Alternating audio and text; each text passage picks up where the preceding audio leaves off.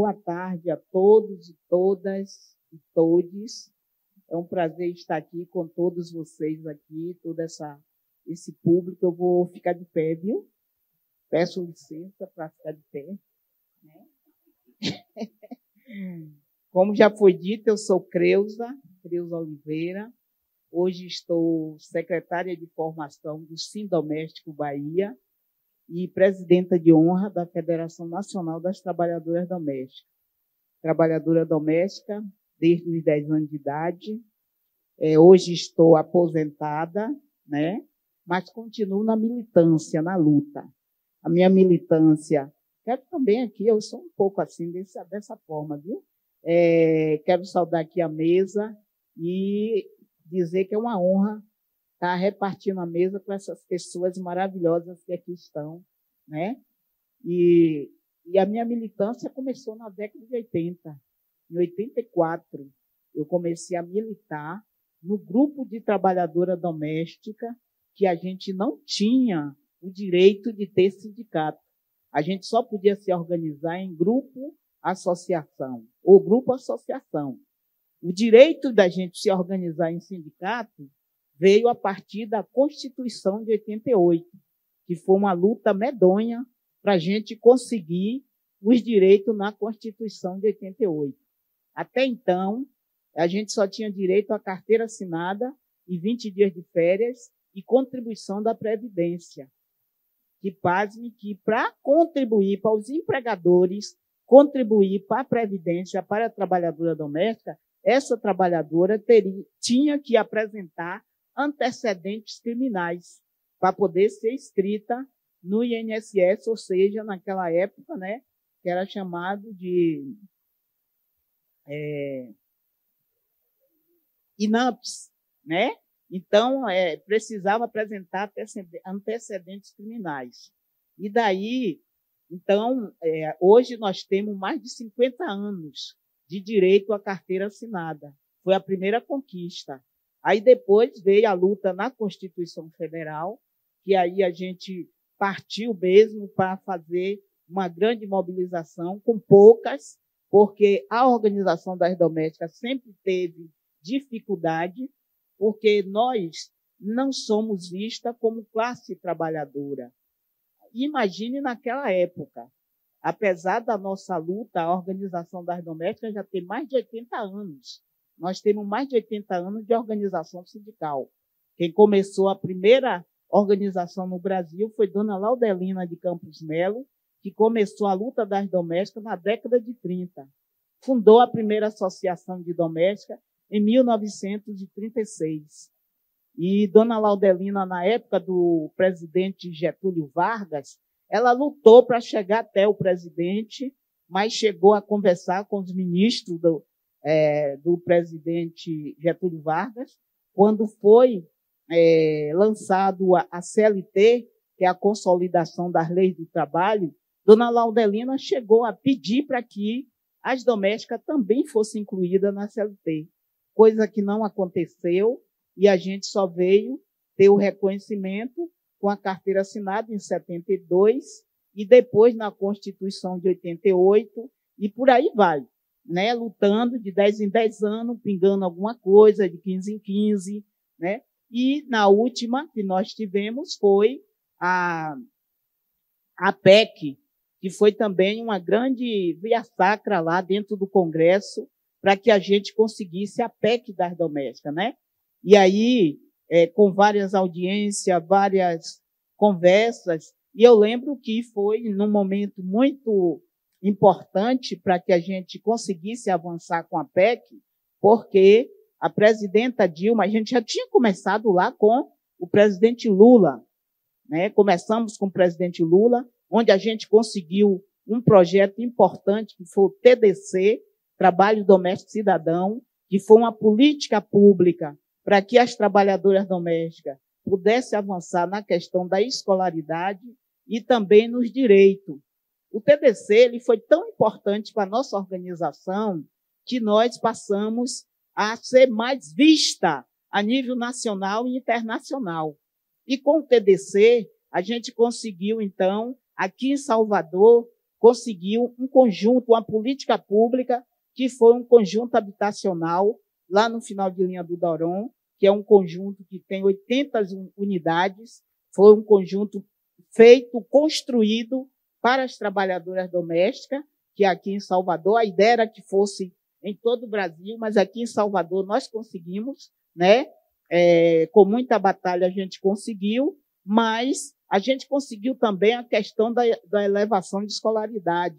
Hoje nós temos dentro do nosso sindicato trabalhadoras domésticas formadas em pedagogia, que continua trabalhando ainda nas residências, mas é formada em pedagogia. Nós temos Marinalva, que é formada em direito, né? Agora a luta de Marinalva é para conseguir a OAB, a carteira da OAB, porque não foi fácil para Marinalva conseguir se formar em direito, né? Então, a luta das trabalhadoras domésticas nesses 80 anos, a gente tem avançado muito lentamente, mas eu considero um avanço, porque para mim, que comecei a trabalhar com 10 anos de idade, onde passei diversas violências física, psicológica, a violência de não ter vivido a minha infância, de não ter brincado, de não ter estudado, de ter sofrido violências diversas no local de trabalho, a violência, inclusive, de não ser criança, porque era uma criança cuidando de outra criança. E ontem eu estava lembrando e falando para uma colega, a gente conversando sobre a responsabilidade que as pessoas dão para as crianças quando botam elas para trabalhar, seja nas sinaleiras, seja na zona rural, ou seja no trabalho doméstico. E eu nunca esqueço que quando eu tinha 12 anos, eu fazia o serviço da casa de baixo e a casa de cima, lá em Santo Amaro da Purificação. Eu fazia o serviço e tomava conta de uma criança, que eu ainda lembro que era Carlinhos, a gente chamava de Carlinhos. E aí, num certo momento, a patroa saiu e disse, olha, Creuza, eu vou deixar a panela no fogo. Cuidado, não deixa a panela queimar. E saiu, e eu fiquei tomando conta de Carlinhos e fazendo o serviço da casa de baixo e da casa de cima, né? Uma horazinha que Carlinhos ficava quietinho, eu ia lá embaixo, fazia alguma coisa, e de repente eu senti o cheiro da panela queimando. E eu estava na casa de cima. E eu senti o cheiro da panela queimando, e eu, apavorada, uma menina de 12 anos, desci correndo para ir ver a panela que estava queimando. E deixei o portãozinho aberto. E Carlinho veio com a andadeirinha atrás de mim e caiu. Caiu, desceu a escada com andadeira e tudo, né? Graças a Deus, a andadeira, o impacto, né?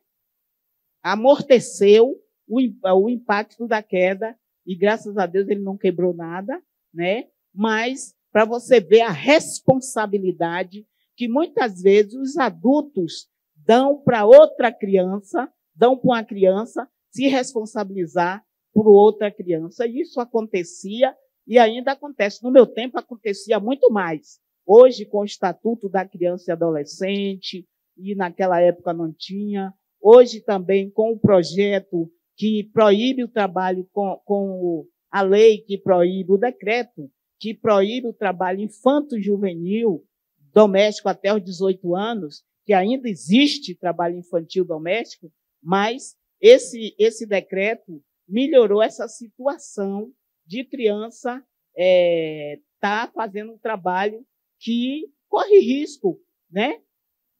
Então, essa luta nossa das domésticas, eu anotei algumas coisas aqui, mas eu acabo nem falando. Eu não consigo, eu vou ter que tomar curso para aprender a me prender aqui. Então, a gente sabe que uma luta de uma categoria, que é uma categoria histórica, a trabalhadora doméstica, ela vem desde a época, o trabalho doméstico ele vem desde a Idade da Pedra, quando as mulheres faziam o trabalho doméstico, os homens faziam a lavoura, ia caçar, e as mulheres estavam ali cuidando da criança e tal. O trabalho doméstico, ele é antigo, ele é muito importante para a sociedade, ele gera lucro para a classe dos empregadores e para quem trabalha também, porque a maioria diz assim, não, emprego doméstico não gera lucro.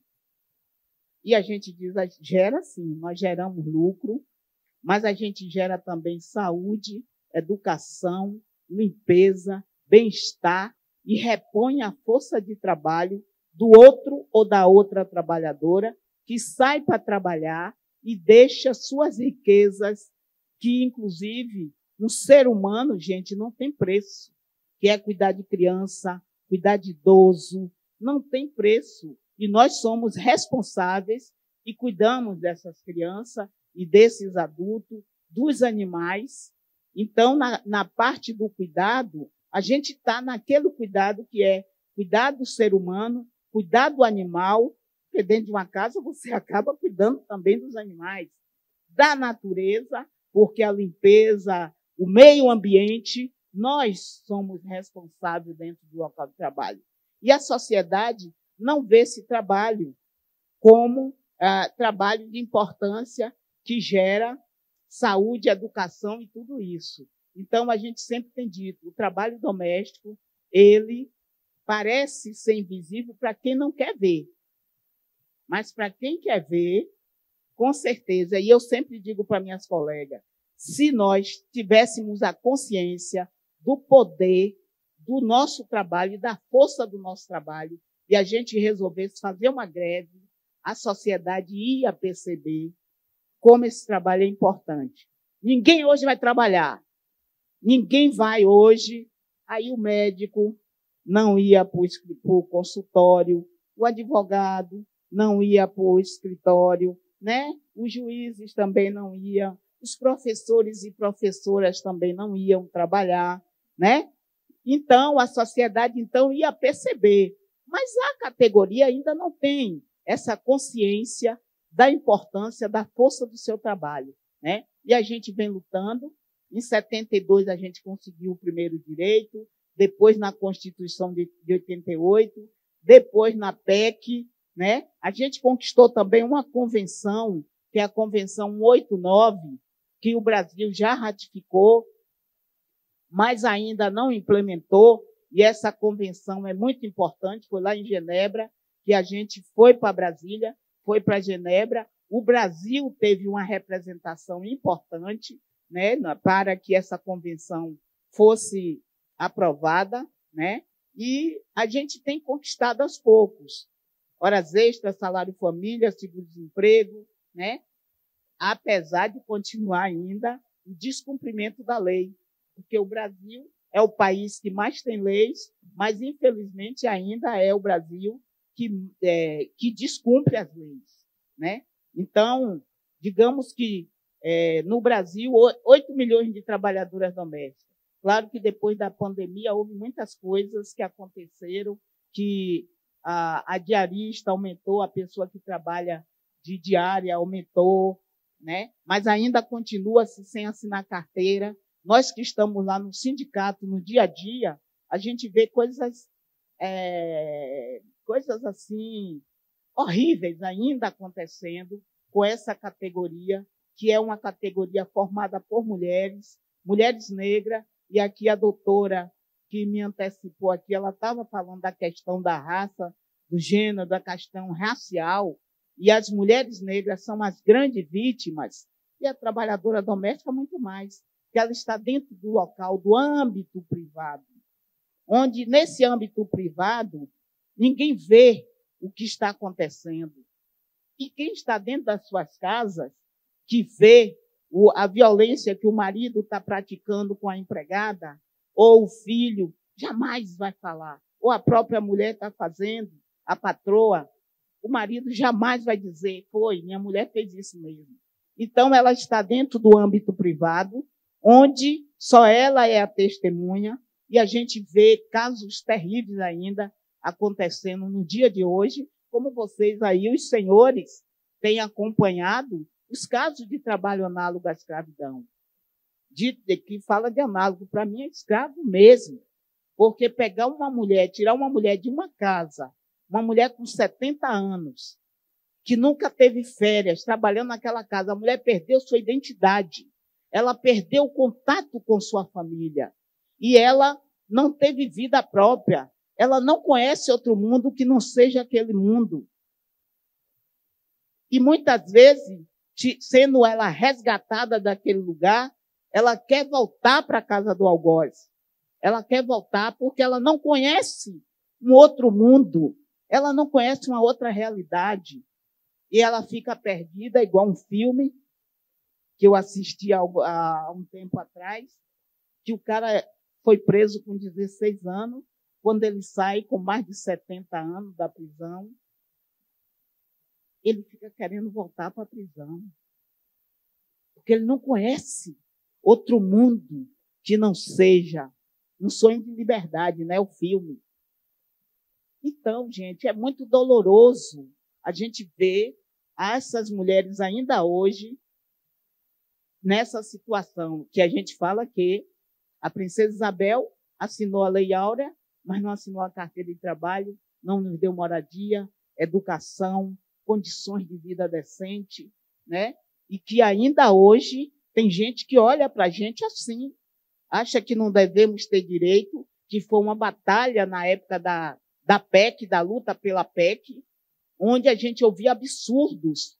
Eu lembro que lá dentro do Congresso, no Congresso, eu ouvia, e a gente tinha as reuniões de concertação, e quando chegava na reunião de concertação com representação do governo, da sociedade civil e dos empregadores.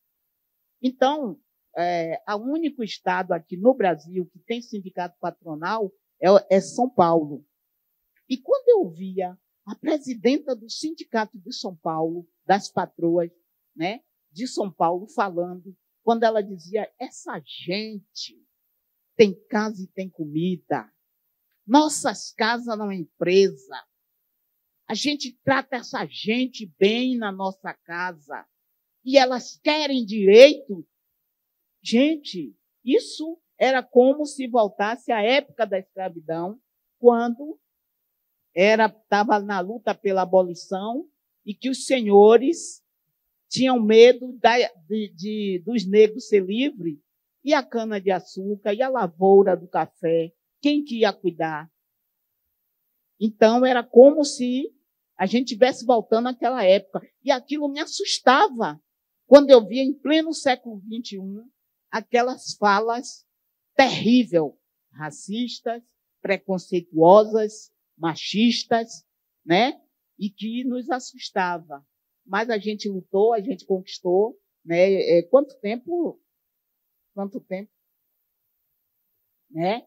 Então, eu fiquei assim assustada de ouvir aquelas falas, e não só dela, mas também de representação do governo. E representação do governo, que a gente sabe que a representação do governo Lula, do governo Dilma, são representações que vieram do movimento social, que vieram do movimento sindical, que vieram do movimento de luta por direitos humanos. E, de repente, você ouve pessoas que lutam por seus direitos pensar que aquele grupo ali não merece direito. Ah, mas já pensou, se for aprovar horas extras para a doméstica, não vai ter desemprego. Ninguém vai conseguir ter mais uma empregada. E a gente dizia, se ninguém consegue ter uma empregada, vá para a cozinha, fazer o seu trabalho, vá lavar sua roupa, vá cuidar dos seus filhos, deixe lá o trabalho da rua e venha para casa. Então, a gente teve vários debates assim, desgastantes, em pleno século XXI, para a gente estar dizendo que nós somos trabalhadoras, que devemos ter direito, que temos que ter respeito no local de trabalho e dignidade. E aí a luta das trabalhadoras domésticas, meus irmãos e irmãs, companheiras e companheiros aqui presentes, senhores juristas que julgam questões que muitas vezes eu chorei na Justiça do Trabalho, quando o sindicato foi criado, que eu ia acompanhar as domésticas na Justiça do Trabalho, e eu vi advogados, juízes, chegar e dizer, ora, doutor, ela tem casa e tem comida, o senhor ainda quer direito? A outra juíza chegar e dizer, eu não dou feriado para minha doméstica. Outra chegar e dizer, para que assinar carteira de trabalho? Ela está tão nova. Para que assinar carteira de trabalho? E aquilo me entristecia bastante, porque a justiça, ela tem que ter justiça. Ela não pode julgar olhando para o seu umbigo, porque eu tenho na minha casa, porque minha família tem, então não tem que ter direito. Então, vários momentos eu saí triste da justiça, chorando, de ver casos de trabalhadora infantil, adolescente, que foi resgatada, levada para o Ministério Público e depois saiu de lá sem direito de nada, porque a pessoa que estava lá considerou que não, ela criava. Mas essa menina de 12, 13 anos, tem a Valdirene, não sei se algumas de vocês aqui já ouviram falar de Valdirene. Valdirene hoje está com 42 anos. E Valdirene foi resgatada aí na federação. E como foi que Valdirene chegou no sindicato? Ela foi, a patroa trouxe ela do interior, mandou trazer ela do interior, debaixo de uma lona, em um carro, debaixo da lona. Quando chegou aqui na Brasil Gás, a patroa dela foi pegar ela. Trouxe ela para o trabalho, dizendo que ia pagar e depois não pagou nada e não deixava ela se comunicar com ninguém. Quando saía, deixava o portão fechado, a porta fechada. Até que um dia, Valdirene aproveitou que ela saiu e esqueceu a chave. Aí Valdirene abriu, com 14 anos, Valdirene, abriu a porta e saiu correndo. Tinha um posto policial próximo. E ela foi até o posto policial. E quando chegou no posto policial, ela falou, olha, me trouxeram do interior e eu estou aqui e tal, não me pagam. Aí o policial disse, olha, tem um sindicato. E aí, onde é que tem? O sindicato é lá embaixo. Quer dizer, o policial entregou lá, vá lá, se vire. E Valdirene saiu procurando o sindicato na Vasco da Gama, saiu da federação, procurando o sindicato até que chegou no sindicato. Ela chegando no sindicato, eu fui, atendi ela e eu fui procurar o Conselho Tutelar. O Conselho Tutelar pegou o endereço, pegou tudo e disse, mande ela voltar para o trabalho. Ela voltou e nada do Conselho Tutelar em pegar. Até que um dia ela teve mais uma chance, tornou-se para o sindicato. E lá no sindicato, eu disse, e aí? Não foi ninguém. Ninguém foi lá. Eu disse, então você vai agora comigo lá no conselho. Peguei ela e fomos. Quando chegamos lá no conselho, eu disse, aqui está ela. Vocês até agora não foram resgatar. Porque a gente não tem carro, porque não tem funcionário, porque não tem, né? Eu disse, ela não vai voltar mais para lá. Aí ele, a gente vai pegar ela e vai botar em uma casa-abrigo. Onde era essa casa-abrigo? Era uma casa, Oxumaré, né, que era ali na Vasco da Gama, ali próximo, e eles iam botar ela lá. Eu disse, não, vocês não vão botar ela lá, não, porque Valdirene não é menina de rua, Valdirene não é menina acostumada a sair no braço, brigar com outras. E as meninas que iam ali para aquela casa, eram meninas que ficavam durante o dia, durante a noite, elas dormiam ali e durante o dia elas ficavam na rua. Então não podia pegar a Valdirene e botar no mesmo lugar que essas meninas, né? E aí foi que eles aí, o que é que faz, o que é que não faz, eu disse, passa a guarda dela para mim. E eles passaram a guarda provisória e Valdirene está comigo até hoje, né? Hoje, uma liderança sindical, né, que é diretora do setor jurídico do sindicato, que está aí na militância. E é isso que o nosso sindicato e a nossa federação faz, na luta pela dignidade, pelo direito, pelo empoderamento dessas trabalhadoras. Não é fácil, gente. Formar nova liderança não é fácil. E conseguir trazer para o sindicato, pior ainda.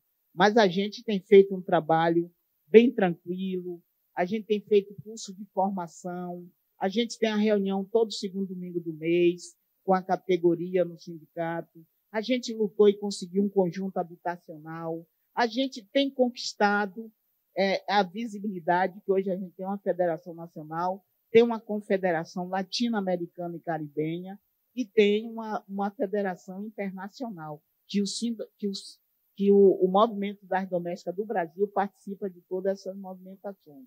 E eu, para não me estender muito, eu vou deixar que as outras pessoas, né, falem, as outras companheiras, doutora, minha outra doutora e o doutor, e aí a gente vai conversando, se tiver oportunidade, ok? E dizer que, com certeza, a luta pela igualdade ela tem que continuar, não podemos desistir jamais. E ensinar nosso povo a sonhar. Né? Obrigado.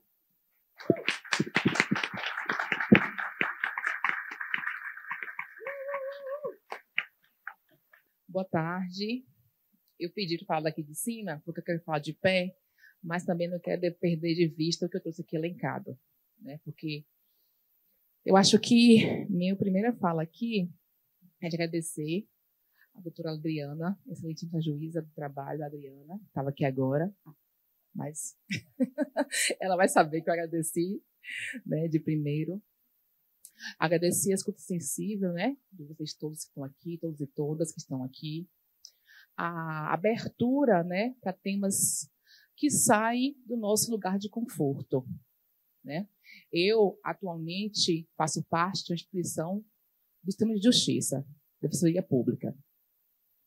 E uma das minhas maiores inquietações e angústia é como o sistema de justiça está ensimesmado para dentro de si mesmo. De como precisamos tratar de alguns temas de forma desvelada, de forma horizontal, tranquila, porque elas são parte do dia a dia de nós brasileiros e de todas as classes. Eu falava com Nanda, né, que é nossa de comunicação da ouvidoria, eu estava bem nervosa hoje de manhã, por vários motivos.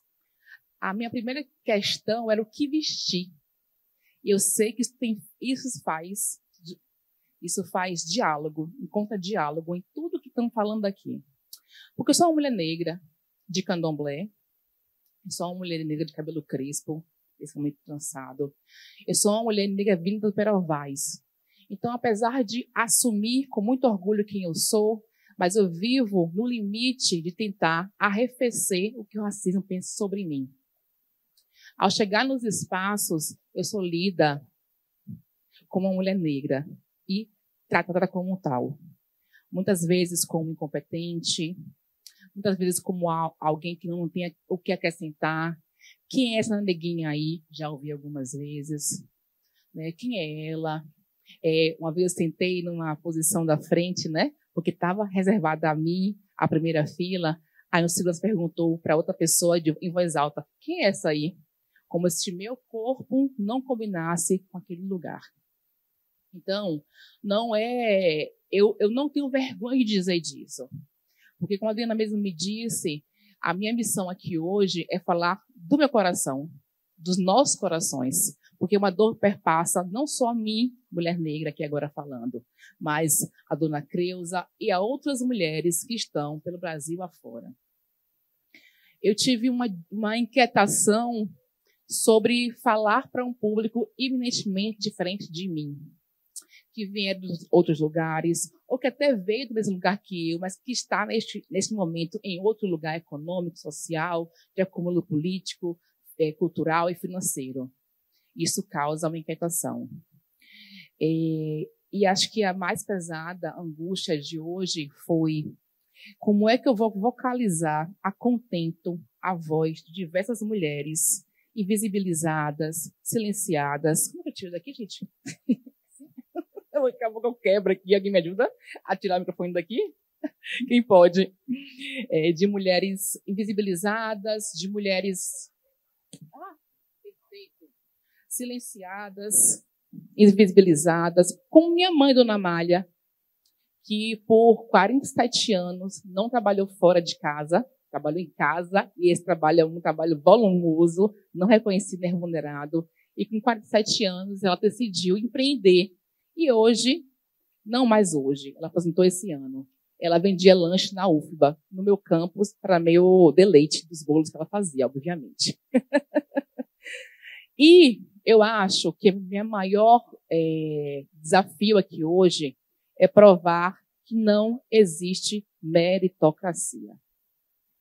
Eu acho que é o ponto mais polêmico, né? E é o ponto que vive voltando ao momento do debate, vive voltando a essas rodas de conversa que a gente faz, o imaginário coletivo do brasileiro. Para iniciar, eu quero dizer que eu sou um fruto coletivo. Várias mulheres e homens empenharam para que eu estivesse aqui. Meu pai é um barbeiro que me financiou a vida inteira, né? Obviamente com os limites que ele tem. Minha mãe, merendeira, vendeu lanche a vida inteira para tal. Então, obviamente que eu compreendo que qualquer esforço de alguma chegada em algum espaço de conhecimento e poder é coletivo. As famílias influenciam, né? O grupo social de onde você vem influencia. Eu não posso deixar de pensar, por exemplo, né, de quando fomos falsamente libertados da escravidão, como nós fomos alijados do processo de remuneração financeira e quando fomos preteridos pelos europeus vindos com cotas, com terras e com subsídio. Então, eu estou dizendo que existe um acúmulo histórico, uma rede de apoio e incentivos dados a um e negados a outros. E o Brasil não pode se descolar desse entendimento para entender o que é classe, raça e gênero no Brasil hoje. Eu sou Naira Gomes, Naira dos Santos Gomes, Naira Crespa, vou contar daqui a pouco por quê. Mas eu sou uma mulher negra, filha de um barbeiro, uma merendeira. Eu sou um Iaô de Oxum, falei que sou mulher de candomblé, sou mulher feita, raspada e capilada da Orixá Oxum. Sou cofundadora da Marcha do Empoderamento Crespo, e daí vem a Crespa. Nós temos 10 anos de existência, doutora Adriana. Nós juntamos nas ruas de Salvador, em algumas 6 edições, mais de 30 mil jovens. Aí me perguntam, por cabelo? Não. Por identidade positiva, pertencimento, autoestima, pela capacidade de, como eu agora, pegar o microfone e falar. De um vestibulando que sai de casa tentando e também com, né, a esperança de ser capaz de concretizar aquele sonho. A gente está falando no racismo no Brasil que é fenotípico, que é estética criva. Quem morre, quem vive, quem o RH seleciona ou não, quem tem perfil padrão de conhecimento, quem tem bom caráter no Brasil, este é o racismo de aparência. E por isso mesmo que eu falei no início que como eu vinha com o cabelo, com a roupa, foi uma coisa que eu pensei por muito tempo, antes de estar aqui hoje. E atualmente estou ouvidora geral da Defensoria Pública da Bahia. Esse é um capítulo novo na minha vida, são 8 meses de ouvidoria. A ouvidoria, para quem não sabe, ela é externa. Eu sou uma mulher eleita pelos 90% da Bahia para estar nesse lugar. Abre-se a seleção, né? Um edital amplo. Quem quiser se inscreve. Óbvio que tem uns crivos de certidões negativas, né? Ou positivas, enfim. Aí nós somos votados e votadas por movimentos sociais da Bahia inteira, que tem a cadeira em Conselho de Direitos do Estado. Saímos 3 pessoas. Esses 3 são selecionados pelo Conselho Superior da DPE. E na minha oportunidade, dona Creuza, foram 8 horas de sabatina. Minha cabeça estava já pegando fogo. Mas eu sou a ouvidora mais jovem a ser eleita para este cargo. E, obviamente, estou falando de uma instituição vanguardista, uma instituição fundamental, mas que tem limites raciais, de gênero, de outros tantos, e que nós enfrentamos. A equipe tem 16 pessoas, somos indígenas, negras, mulheres lésbicas, somos os dissidentes, somos os fora da regra, fora do padrão e paradigma. Eu tentei elencar alguns dados que eu acho que nos servem muito, eles são muito marcantes para dizer de que lugar é esse que a mulher e a mulher negra estão no Brasil. Eu quero dizer para vocês, eu acho que alguns devem saber, não de todos, de alguns dados, 44% do salário, uma mulher negra recebe 44% do salário de homem branco, segundo a ONU Mulheres, no ano passado. 39,8% mulheres das mulheres negras são submetidas a condições precárias de trabalho. As mulheres negras com nível superior ganham 2,9 mil, em média, e as brancas 3,8. Aí eu vou falar em meritocracia. Se as duas chegaram ao nível superior, terceiro grau, por que a discrepância, né, da remuneração? Acho que a gente pode pensar nesse tópico. A taxa de desemprego entre mulheres brancas e negras, né, para as negras, é 11% maior. 49% das mulheres que empreendem por necessidade são negras. Eu queria muito que mãe empreendesse por lazer, porque gosto de cozinhar. Mãe sempre cozinhou muito bem. Bolo, doce, torta. Mãe é aquela mulher do recôncavo que gosta de fazer banquete. Mas mãe empreendeu por necessidade. Meu pai é um barbeiro que teve tendinite e aí, né, obviamente, quebrou a nossa renda familiar e mãe empreendeu por isso.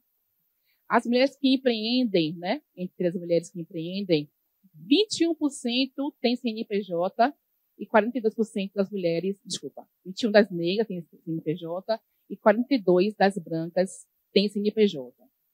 Ou seja, o que um CNPJ traz? Seguridade, né? De possibilidade de novos empreendimentos, novos negócios, né? De emitir uma nota fiscal, de pagar para ter uma aposentadoria. Tudo isso, obviamente, é um dado que está implícito neste dado. E talvez a parte que eu quero mais me deter é como nós mulheres, e falamos todas nós, com certeza, porque o movimento negro que eu aprendi não é essencialista, não se questiona. Eu sei que entre homens e mulheres, todas nós, negras e brancas, sofremos estigmas. Isso é ponto pacífico na minha militância. Agora, também acho que parte do antirracismo de pessoas brancas, homens ou mulheres, é de perceber a dor, a precariedade, a falta, o boicote sistemático, ainda mais pesado, que sofremos pela cor da pele. Então, eu quero falar de condições materiais e subjetivas deste boicote. O boicote toca no bolso, quando falamos em salário, toca na carne, porque é humilhante, porque dói.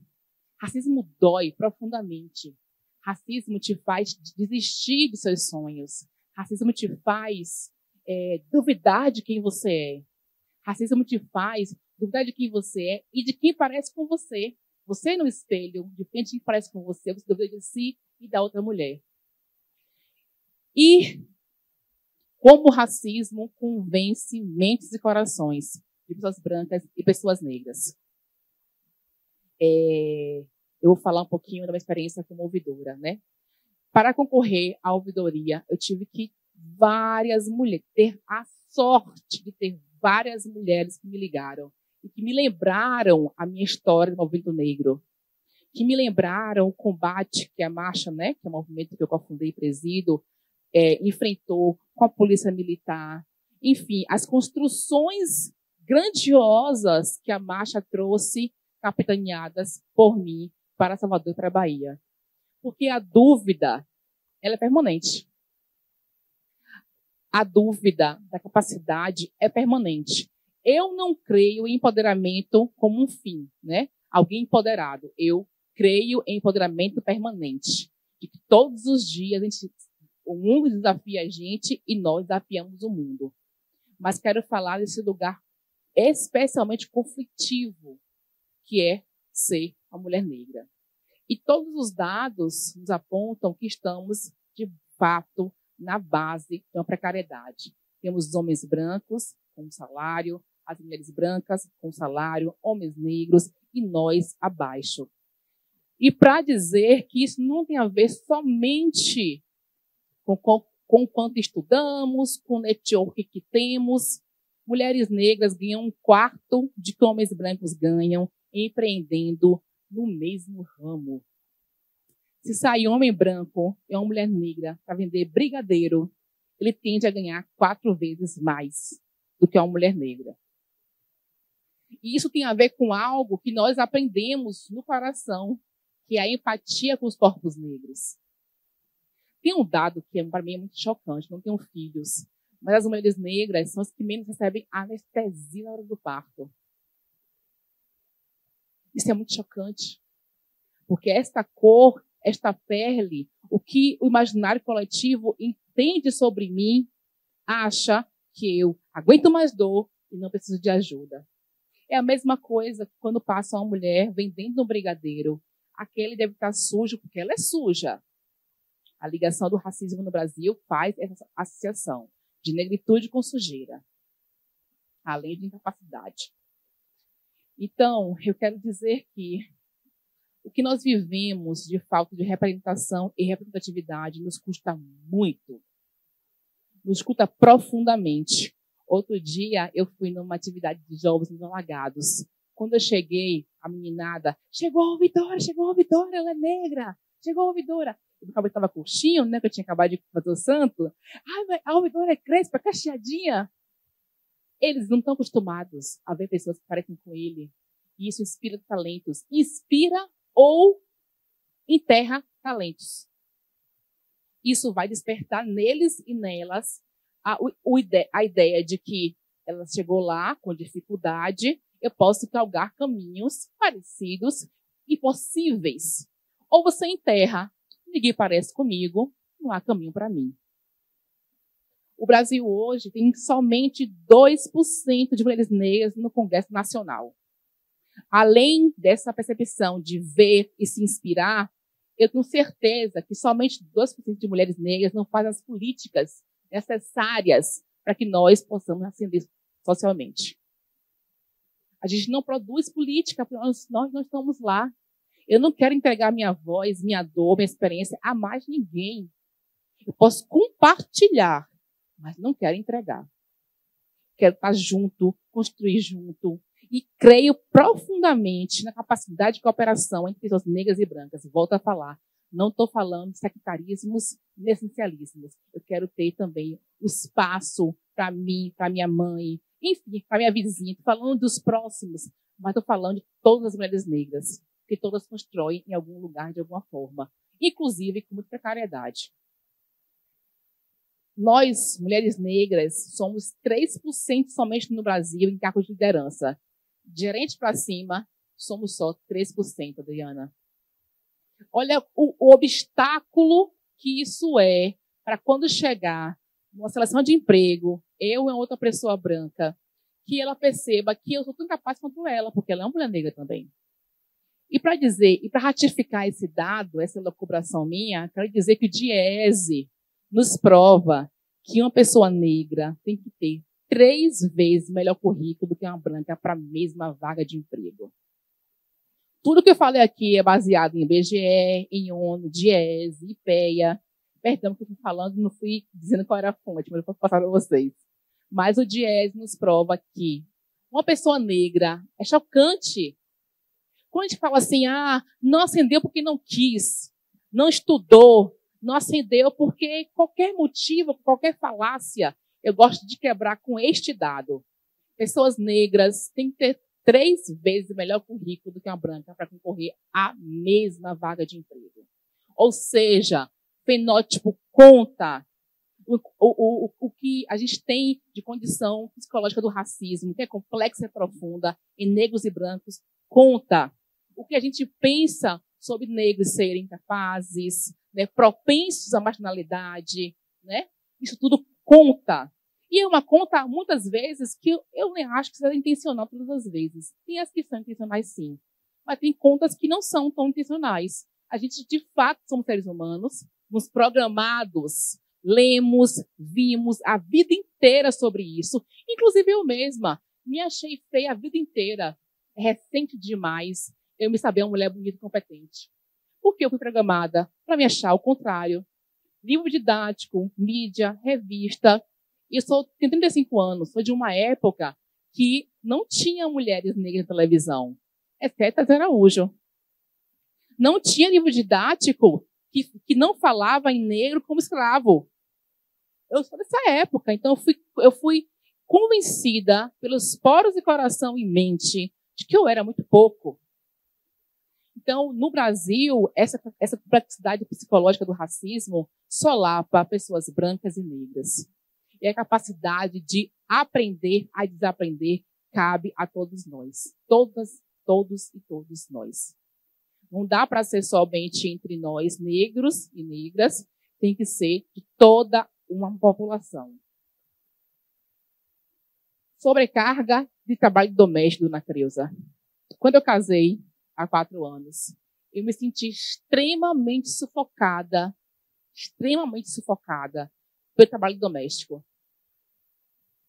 Eu tive picos de ansiedade, porque eu falava assim, eu preciso estudar, eu estou formando uma carreira, eu tenho uma meta, eu vou chegar em tal lugar, mas eu tinha um trabalho doméstico que, sabe, me afogava.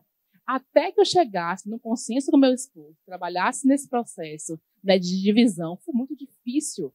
Imagina para outras mulheres mais experientes, mais velhas, né, que vêm de outro lugar, que até acreditam que tem que fazer mais do que os homens. Sem contar que as mulheres negras acumulam carga horária de trabalho, né, o trabalho formal, que eu não gosto desse nome, trabalho remunerado, e trabalho não remunerado muito mais do que as mulheres brancas. Estou falando em todos os boicotes sistemáticos que as mulheres e as mulheres negras sofrem ao longo da vida. Eu acho que há um resquício escravocrata.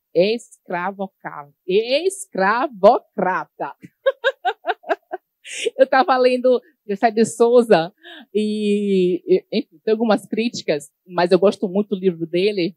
E ele fala como é que o Brasil é formado a partir deste princípio de que o trabalho negro não é valorizado. A gente tende a colocar no lugar menor.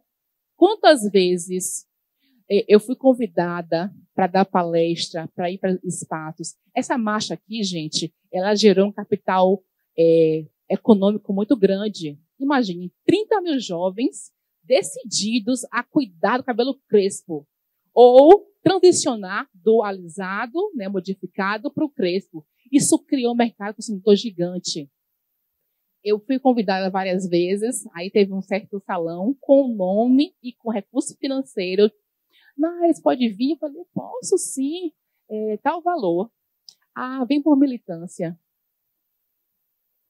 Eu vou em escola, eu subdesço em beco, já dei palestra em escadaria, de graça, vou de Uber, vou de carro, vou maquiada, vou bonita, gasto com minha aparência, mas será que pode pagar? Sabe? É você não compreender que o trabalho intelectual da mulher negra e o braçal também, porque a gente soa, né, Nanda? Nas palestras, é muito guri junto, você soa bastante. Não deve ser remunerado. Isso é herança escravocrata. Eu não quero vangloriar o que nós fazemos, porque não é nenhuma benesse. Eu aprendi com minha mãe. Minha mãe trabalhou em casa de família, como ela contava. Então, o que eu vi minha mãe sofrendo, eu jurei que eu nunca faria ninguém na minha casa passar. As meninas falam, Dona Naira, posso comer na mesa? Tem suco pra gente? Elas ficam escandalizadas, porque não é essa a prática que elas vivem nas casas de outras famílias. Eu estou falando aqui, inclusive pode ser na casa de vocês, gente. Eu não quero, obviamente, interpelar ninguém, constranger ninguém, mas convidar à reflexão. Essa é o grande pulo do gato e da gata que a gente tem que fazer aqui, não somente aqui nesse momento, mas a vida inteira. O que foi que eu aprendi, o que eu introjetei, arraiguei no meu coração, porém, preciso desfazer. E não dá para se dizer antirracista, progressista, feminista sem pagar bem a empregada doméstica. Sem tratar bem a empregada doméstica. Sem dar lanche entre o almoço, né, e 6 horas, porque dá uma fome danada 4 horas da tarde. Tem que parar para dar um lanche. Então, assim, mais um dado que eu quero fechar com ele antes de fazer uma pergunta a vocês. Violência. Eu vou fazer um recorte mais recente. Em 2021, das mortes de mulheres assassinadas, 79% foi maior entre mulheres negras. De 2020 a 2021, as mulheres negras teve um aumento de 0,5% das mortes violentas e as mulheres brancas uma diminuição de 2,8%. Ou seja, mulheres brancas estão em corpos mais respeitados, mais inviolabilizados. Então, nos ajudem, porque vocês estão em espaços que podem dar a mão, em espaços que podem ser um escudo, em espaços que podem proporcionar, e agradeço, Adriana, mais uma vez seu convite, de coração, agradeço profundamente, proporcionar que momentos como esse sejam cada vez mais comuns. Isso é antirracismo, isso é revolução, isso é feminismo. Para encerrar, eu acho que já passei do meu tempo, mas eu quero falar sobre isso, dois pontos. Quando a Adriana me passou o tema, eu pensei assim, dona Creuza, entre raça e gênero, qual é a classe das mulheres negras? É a subclasse? A subalterna? A quem cabe um salário muito menor? A cada R$100 que o homem branco ganha, ela ganha R$44, é isso que cabe a nós? E quero dizer, categoricamente, que o que estrutura a classe no Brasil é raça e gênero. É ser mulher e ser negro. Não há uma outra falácia que dá conta das estatísticas. É as condições sociais impostas a mulheres, né, mulheres negras e brancas, e a pessoas negras que condiciona o lugar de classe social para nós. A ascensão que eu tive como mulher negra me tornou arrimo de minha família. Eu pago o INSS do meu pai, que está atrasado há mais de 20 anos. Sabe? É isso. É a possibilidade de pagar um curso de inglês para meus filhos. É a possibilidade... E assim, eu acho que a ascensão de uma pessoa representa não só dela própria, mas a perspectiva de futuro de várias gerações. Meus filhos vão poder fazer curso de inglês. Eu não pude. Meu pai pôde tirar férias pela primeira vez na vida esse ano.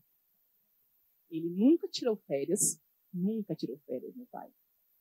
E agora, esse ano, eu aluguei um sítio para ele, com piscina, com várias árvores frutíferas. E meu pai descansou 15 dias. Sabe? Então, isso é muito... Para quem tem compromisso com a justiça, isso é muito importante levar em consideração. Nos processos, atrás de todas as folhas tem uma pessoa. Atrás de todo o processo tem uma mulher negra, um homem negro, tem uma mulher branca, tem um homem branco, tem pessoas com dores reais, com limites reais, com necessidades reais. E esse, eu acho que é o recado que a ouvidoria, né, a marcha, que Naira Gomes, como pessoa, gostaria de deixar assim, para finalizar. Que a gente se comprometa, né, cada um de nós, no lugar que atuamos, com essa justiça que é devida ao povo negro no Brasil, sobretudo às mulheres negras. Obrigada.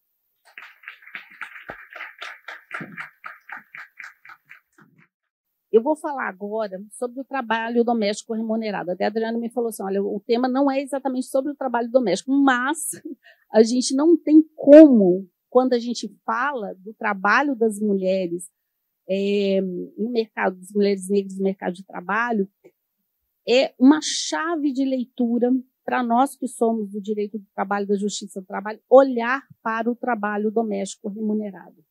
E por que é importante, tão importante olhar? Porque quando a gente fala de todas essas teorias, do instrumental, de todas as análises, os estudos acadêmicos, é a categoria que a gente mais consegue olhar e visibilizar tudo isso de uma forma muito clara e muito intensa para quem pretende ver. E, no entanto, apesar de ser a maior categoria de mulheres do Brasil e a categoria de uma importância descomunal para a própria estrutura de como a nossa sociedade funciona, importância para a reprodução social, importância para que estejamos aqui, inclusive, né, as pessoas que trabalham em nossas casas. Apesar de toda essa importância, é a categoria mais invisibilizada e mais precarizada enquanto categoria. É a mais precarizada. E isso tem sido visibilizado de alguma forma, inclusive até teve, né, a redação do Enem desse ano, que eu achei fantástico, não foi? Do enfrentamento da invisibilidade do trabalho de cuidado realizado pela mulher no Brasil. O TST tem feito seminários também importantíssimos. Teve um que foi o Ver o Invisível, que foi um seminário sobre trabalho doméstico e cuidado. Inclusive, a Creuza foi homenageada, né, lá no TST. Enfim, e é uma categoria. Por que ela é uma categoria que a gente consegue enxergar a interseccionalidade de uma forma assim, visível e clara? Porque é uma categoria genderizada, racialmente genderizada, quer dizer, de gênero, há um marcador de opressão de gênero e raça de forma muito intensa, atravessada pela tripla opressão de gênero, de raça e de classe.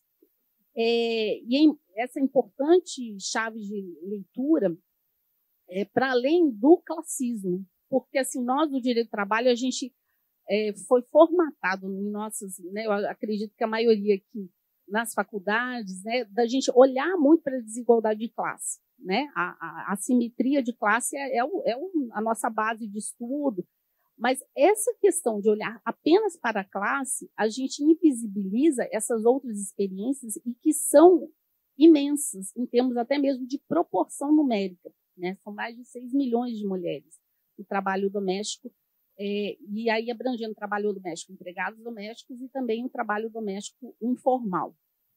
E essas mulheres, elas estão nessa encruzilhada dos mecanismos de opressão que operam na sociedade, que colocam esse papel de subalternidade e invisibilidade. Eu coloquei aqui o caso do Menino Miguel, mas eu acho que eu vou conversar no final, porque faz parte da minha pesquisa, e eu vou só, né, para fechar, para mostrar o quanto aquele caso ele realmente foi possível enxergar todas essas questões que a gente está tratando aqui. Então, o trabalho doméstico remunerado, a gente traz isso, né, como a precarização, que é essa desigualdade jurídica histórica, né, apesar da luta imensa desses trabalhadores e da categoria, uma desigualdade jurídica que não é só histórica, ela é atual. Porque, vamos pensar aqui, eu sei que está muito normalizado se pensar, não, mas diarista até 2 vezes na semana e diarista a gente não assina informal. Agora, vamos pensar com uma cabeça crítica e pensar o porquê que é a única categoria hoje que se informalizou por permissão legal. Porque foi isso que aconteceu, né? Uma informalidade por permissão legal. Então, ele traz a categoria dos domésticos, esse racismo estrutural e o colonialismo de uma forma evidente. No mito da democracia racial, que foi do nosso passado escravocrata, do pós-abolição que a gente falou, que ainda está inconclusa, dos resquícios da Casa Grande. Lembra que eu falei para vocês, olhem para esse dado aqui, informalidade, como média, 45% de mulheres negras estão na informalidade. Pois é, as trabalhadoras domésticas, 70% estão na informalidade. A gente não pode achar isso normal. A gente não pode achar isso normal. 70%, vejam, uma parte porque há permissão legal. O próprio legislador falou, essas mulheres vão estar desprotegidas, tanto previdenciariamente quanto pelos direitos trabalhistas. E também uma outra parcela imensa pela cultura de não assinar carteira de trabalho e não respeitar os direitos trabalhistas dessas trabalhadoras. E eu estou falando para um público que é o nosso público, né? Somos juízes, somos juristas, mas dentre nós, inclusive, há também essa mentalidade, né? E eu tô realmente assim chamando atenção para esse dado, porque culturalmente, quando a gente pega esses processos, até em audiência, o que a gente ouve é tudo isso que a gente se debruça em pesquisas, né? Em colonialidade, a gente se debruça sobre a teoria decolonial, a gente olha ali sendo falado por advogados, pelas partes, né, por processos cuja inicial a gente olha e fala assim, nossa, mas aqui teve, inclusive, a gente olha realmente toda a circunstância, assédio moral, assédio sexual, às vezes, de trabalhadores domésticos, e não é sequer pedido, não tem nem pedido. Né? Isso comigo acontece com uma certa frequência. Eu olho, semana passada mesmo eu estava com um processo que, dentre as coisas, a moça ela realmente estava adoecida com uma depressão gravíssima e pelo que aconteceu, até em audiência ela falou, foi por causa, né, agravou não, em decorrência do que aconteceu comigo, né, nessa casa. E não tem pedido. É normal a gente pegar um processo em que há uma suposta doença ocupacional, mas sequer a pedido de indenizações de dano moral, de dano material. Por quê? Porque isso é normalizado. É como se fosse normal que se aceitasse que essa categoria fossem sub-humanas, que fossem diminuídas na sua condição de humanidade. E essa invisibilidade da categoria, né, também tem a ver com a invisibilização, né, dos movimentos sindicais. Eu vou confessar para vocês que antes de eu começar, né, uns anos atrás, que eu comecei realmente me debruçar em pesquisas na área de sociologia, na área do trabalho doméstico, né, e verificar tudo isso, eu fiquei surpresa de saber que existia FENATRAD. Eu tenho vergonha de falar isso hoje, mas eu estou falando para vocês. Eu, juíza do trabalho, que estudei a vida toda direitos humanos, que sempre me debrucei sobre isso, eu não tinha conhecimento de existir uma Federação Nacional das Trabalhadoras Domésticas extremamente atuante e invisível. Invisível que eu digo, invisibilizada. Ela não é invisível, ela é invisibilizada. Por toda essa circunstância que tem a ver com tudo isso que a gente está falando, qual é esse imaginário nosso que permite com que a gente normalize essa situação. Né? Hoje, até a FENATRAD, e com muito esforço, né? A FENATRAD, o Sindicato das Trabalhadoras da Bahia, é dos mais atuantes que tem no Brasil. Né? É algo assim, quando a gente começa a estudar a história de luta delas, é algo impressionante. O que elas conseguem fazer e conseguiram fazer com tão poucos recursos. Sequer são dispensadas do serviço como os demais sindicalistas para poder participar. Né? Então, via de regra, até me corrija se é isso, mas são pessoas que já estão aposentadas e conseguem estar nessa luta. Porque quem está trabalhando, quem está trabalhando, né, só de uma empregadora, às vezes, saber que foi lá no sindicato, isso daí já não vai dar, porque, nossa, essa daí é uma pessoa que luta, né? Luta pelos direitos, olha que absurdo, né? Então, já encerrou o tempo, bom, então eu vou passar aqui para frente, só vou comentar então com vocês, né, que eu falei da área de pesquisa, então a minha pesquisa eu me debrucei sobre aquele caso do menino Miguel, que faleceu em Recife. A mãe, empregada doméstica na pandemia, o levou para trabalhar junto, porque as escolas estavam fechadas, numa cidade que o trabalho doméstico é considerado não essencial, então não deveria estar trabalhando. Ela desceu para cuidar do cachorro, deixou o filho com a patroa. Eu não sei se vocês se recordam desse caso trágico, horrível, triste. E o Miguel, ele veio a falecer em decorrência disso, porque a patroa o deixou no elevador sozinho, apertou a cobertura, ele saiu um outro andar e caiu, né, do 9º andar. Então, é uma história, até hoje, eu estudei isso, passei 2 anos debruçada sobre isso e ainda assim me causa bastante emoção. Esse caso é vamos dizer assim, um retrato para mim. Quando eu vi esse caso, eu falei, eu já estava começando a estudar em profundidade o trabalho doméstico, para mim era assim, um retrato do Brasil e das desigualdades do Brasil. Foi feita uma música, inclusive, em referência a esse caso, que se canta, né? Eu não vou cantar para vocês, obviamente, né? Porque não, ninguém merece, mas ele canta, né, que o Brasil é uma criança no elevador procurando a mãe, em referência a Miguel.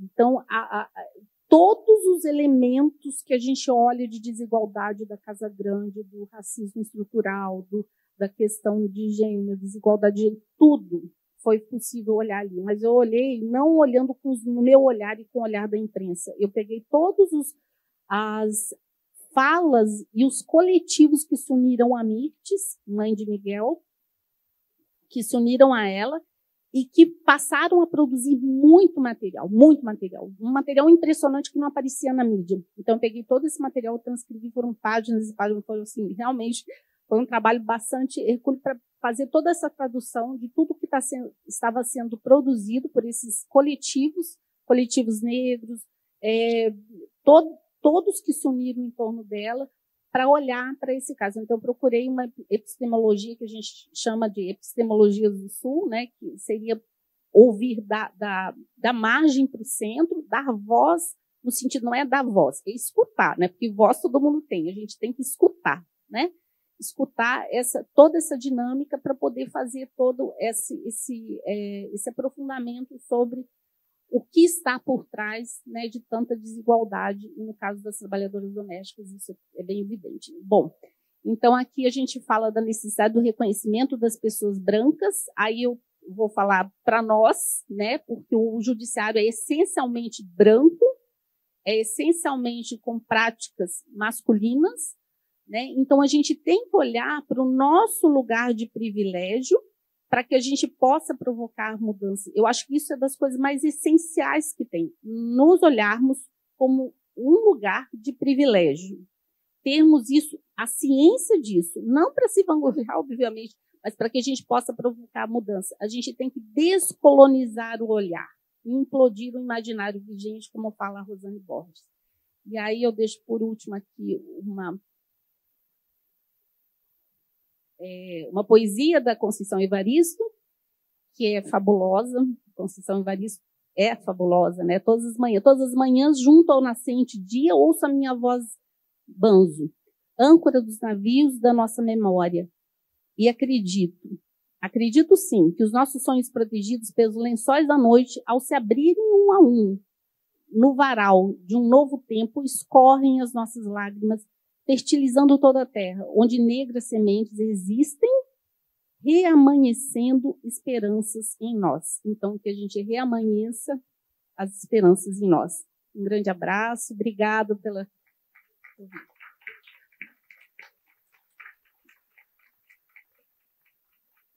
Muito obrigado, Maria José. Obrigado às três. A escola agradece enfaticamente o proveito, a lindeza, a profundidade do que disseram para nós. Foi muito proveitoso.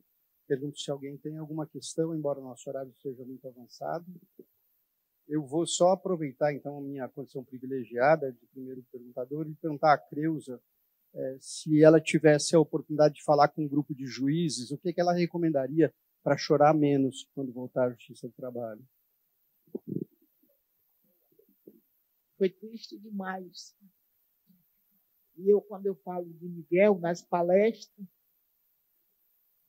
eu sempre digo que Mirtes saiu para passear com a cachorrinha, que eu amo cachorro. Tinha 5, hoje tenho 3. E meus bichinhos são meus amores. E Mirtes, quando sai para passear com aquele cachorrinho, ela sai e deixa a criança, o filho dela, com a patroa, acreditando que a patroa ia cuidar do filho dela como ela estava cuidando da cachorra, da cachorrinha. Porque quando você vê a filmagem de Mirtes andando com o cachorrinho, e quando ela sabe que quem caiu foi o filho dela, do 9º andar, Mirtes não solta o cachorro em nenhum momento, mesmo no desespero dela saber que o filho dela tinha caído do 9º andar Mesmo assim, ela continuava segurando o cachorro. Desesperada, correndo de um lado e para o outro, mas o cachorro ela não soltou. E, no entanto, a patroa dela, que agora não lembro o nome, Sari, soltou o menino dela. Porque o menino, como qualquer criança, né, inquieta, querendo ver a mãe, vá, solta no elevador, vá. Então é muito sério isso. A gente já viu, doutor e doutora, a gente já viu caso desse no sindicato. A gente viu um caso no sindicato da trabalhadora que ia trabalhar e levar o filhinho dela. Ela levava o filhinho dela e trabalhava nas duas casas. Na casa dessa pessoa, da primeira patroa, ia na casa da filha da patroa fazer limpar, né? E dessas vezes que ela saía e deixava o menino dela era abusado sexualmente pelo filho da patroa. E ela não sabia que isso acontecia, que ela deixava o menino, ia para outra casa e acontecia isso. E quando ela vai dar banho no menino, o menino começa a chorar. O menino ia fazer cocô, ficava chorando, dizendo que estava doendo. E aí um dia ela vai trabalhar na outra casa e ela esquece alguma coisa e volta. E quando ela volta, chega e encontra o filho dela sendo abusado pelo filho da patroa. E aí foram para o sindicato, a gente tentou ver psicólogo, a gente tentou fazer a denúncia e essa trabalhadora desapareceu. Desapareceu, nunca mais apareceu lá no sindicato. E a gente não sabe o que aconteceu. Se ela recebeu algum dinheiro para não dar continuidade lá no sindicato à situação, ou foi ameaçada, ninguém sabe, né? Então, esses casos, infelizmente, esse da vida de Miguel, que ele perdeu a vida, mas no caso desse menino, que foi abusado, isso destruiu a vida dessa criança. Destruiu a vida dessa criança, né? Então, doutor, com certeza, na frente de um juiz, eu faria como eu fiz com a presidenta Dilma Rousseff. Nós tivemos um encontro em Brasília, foi um prêmio de direitos humanos, e eu fui selecionada. Eu recebi esse prêmio do governo federal de direitos humanos. E aí me selecionaram para falar em nome de todos os premiados. Não era só eu, tinha vários premiados e premiadas. E aí eu não esperava que fosse eu a selecionada para falar. É claro que eu aproveitei o momento. Eu aproveitei o momento porque uma coisa é quando a gente conversa em particular. Quando a gente sai dali, pega ali seu documento, bota na gaveta, esquece. E a outra coisa é quando você fala em frente à Câmara, com a imprensa de todo mundo ali, que afinal de contas era uma premiação de direitos humanos para várias entidades, militantes, pessoas que tinham um trabalho social importante. E eu peguei o microfone e aí eu não abri, não contei conversa, ou seja, não popei. Olhei para um lado, olhei para o outro, olhei para a presidenta Dilma e falei para ela: presidenta Dilma, no Brasil existe 8 milhões de trabalhadoras domésticas. São mulheres negras que também lhe elegeram. Votaram na senhora e a senhora está aqui, a primeira mulher presidenta da República, eleita pelo povo brasileiro e pelas trabalhadoras domésticas também. Antes de terminar o seu mandato, a a senhora precisa assumir um compromisso de reparar essas mulheres no Brasil inteiro, que é garantir os direitos dessas trabalhadoras. E eu falei assim, aquele auditório que estava lá, de várias pessoas do Brasil inteiro, ficaram todo mundo de pé aplaudindo, e a presidenta Dilma me olhava e olhava para o público, olhava para mim, e depois daí em diante, a PEC começou a andar no Congresso. Começou a andar e acabou sendo aprovado, né? Foi aprovada a PEC, que não está sendo fácil o cumprimento, mas foi um avanço, foi uma reparação maravilhosa. Então, com certeza eu faria isso diante dos juízes, né? E como estou fazendo aqui também, diante de muitos que estão aqui, que são advogados, que são juízes, né? Quando for julgar a questão de uma trabalhadora, lembre que ela é um ser humano, é uma trabalhadora doméstica, ela ela é mãe, muitas das vezes é mãe sozinha, muitas das vezes é desse trabalho que garante a comida, o vestimento dessa criança, tudo dos filhos dela e até da própria vida dela.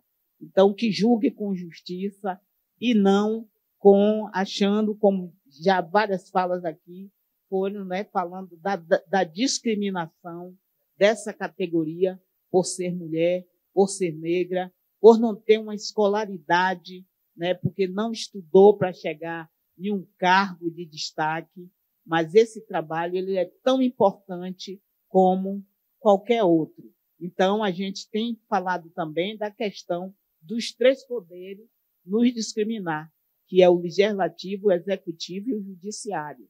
E a gente precisa fazer justiça, com justiça, para essa categoria e para toda a população que precisa de justiça. Obrigada.